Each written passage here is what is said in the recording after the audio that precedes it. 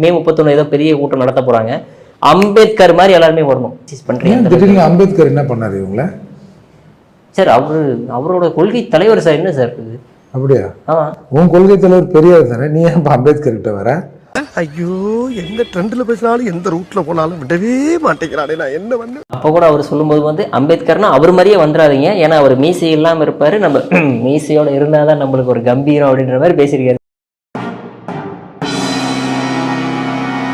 சரி, அதாவது உளவியல் ரீதியாக யார் பலவீனமான இதயத்தை கொண்டவர்கள் இருக்கார்களோ இப்படி சொல்லலாம், பயந்தாங்களுக்கு தான் மீசை பெருசா வைப்பாங்கன்றது சயின்ஸ்.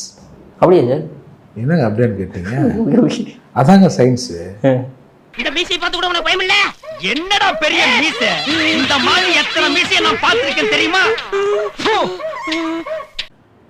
கிருஷ்ணசாமியும் திருமாவளவனும் நான் அழைத்ததின் பெயரில் சங்கர மடத்திற்கு ஆசி வாங்கி கொண்டு போனார்கள் அப்படின்னு பிரஸ் மீட்ல அந்த மனுஷன் சொல்லிட்டார் பத்திரிகையாளர் மத்தியில். கிருஷ்ணசாமி சொன்னாரா, அம்மா நான் போனேன், சங்கர மடத்துக்கு போனேன், பார்த்தேன், வந்தேன்னு. இன்னைய வரைக்கும் எங்க அண்ணனுக்கு பதிலே சொல்லலை. ஒன்று போனேன்னு சொல்லு, இல்லை போலன்னு சொல்லு. ஒன்று சாலையில அந்த ஓரத்துல நில்லு, இல்ல இந்த ஓரத்துல நில்லு. நீ நடுவால நில்லாம் லாரி அடிச்சு செத்து போயிடுவா பாத்துக்க. பெரிய மச்சன் அவர் பாரு எப்படி பொய் பேசுறாரு பாரு, அப்படியா சொல்லணும்ல.